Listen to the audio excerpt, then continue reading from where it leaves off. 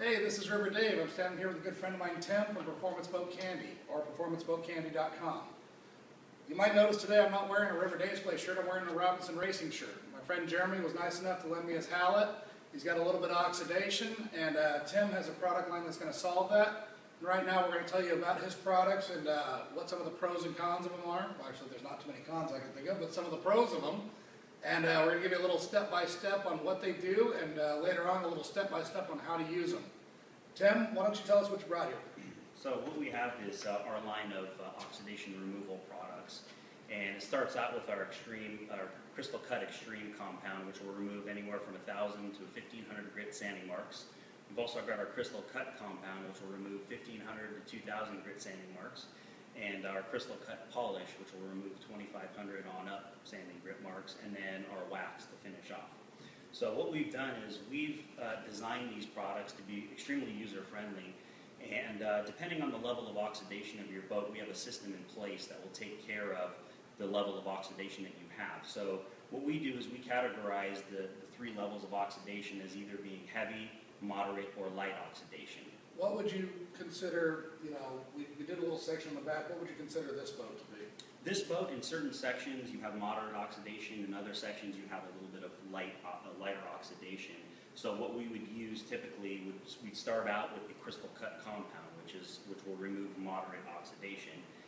You match that product up with the different density of pad, right? So here we have our heavy pad, which is our orange pad. We've got our yellow pad, which is our moderate, and then we've got our polishing pad here, which is white. And then at the end, when you go to do your waxing, you use a black pad for that. Now, something kind of cool that I don't think you highlighted enough in the video. Stacy used to have a 76 Spectra, and I personally wet sanded and buffed that boat, and it was hell. And the buffing of it was not so bad, but the wet sanding was horrible because you sit there and you do this, and there's only one way to do it by hand. There's no, to my knowledge anyway, mechanical way of doing that and making it cool. When you get into their heavy cuts, that actually replaces the 1,000 to 1,500 grit sandpaper. So you're literally automating the whole process, and it takes a lot of the actual labor out of the equation. Tim also did something that's kind of cool.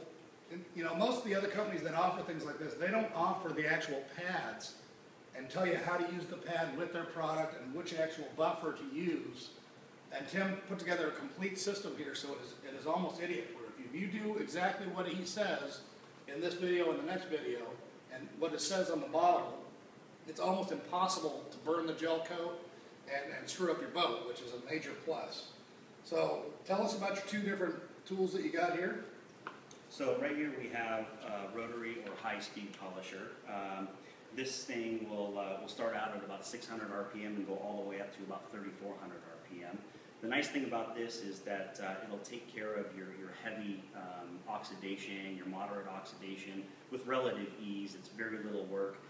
With this is more of a professional grade tool, so you have to have a little bit of work time to get used to it and everything like that. One of the downsides about this product is, or this tool rather, is that it's a little bit hard to maneuver at first if you're first starting out.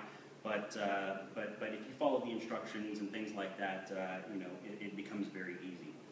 The next type of polisher that we're looking at here is a dual action or random orbit polisher. This polisher not only rotates in a circular manner, but it also oscillates.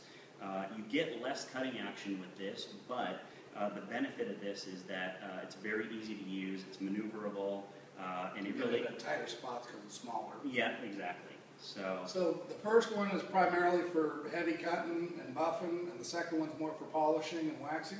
Yes, you can, although, use this product with our regular compound, but for the heavy compound, we do recommend that you go with the wool pad because you get more cutting action with the rotary polisher. The only drawback to using the rotary is it's slightly more expensive. I mentioned that it was a little bit harder to use. You do have to use the wool pad, which is recommended. You don't have to, but for heavy oxidation, I would recommend going with the wool instead of the foam pads because it offers a little bit more of an aggressive cut. Now you guys might be wondering, what's the big square on the boat? That is not part of Jeremy's design here. What we're actually going to do is in the next video, we're going to take this system and show you this deck's actually pretty clean, and we did a spot back there that we'll show you in a minute. We're gonna take this system, we're gonna buzz through the steps on film, and we're gonna show you the difference when we pull the tape. And so you can see how easy it is to actually do roughly two feet of your boat. And you can figure out how long it would take to do the whole thing after that, but this is amazingly fast. Tim came up with a really cool system, and I think you guys are really gonna enjoy it.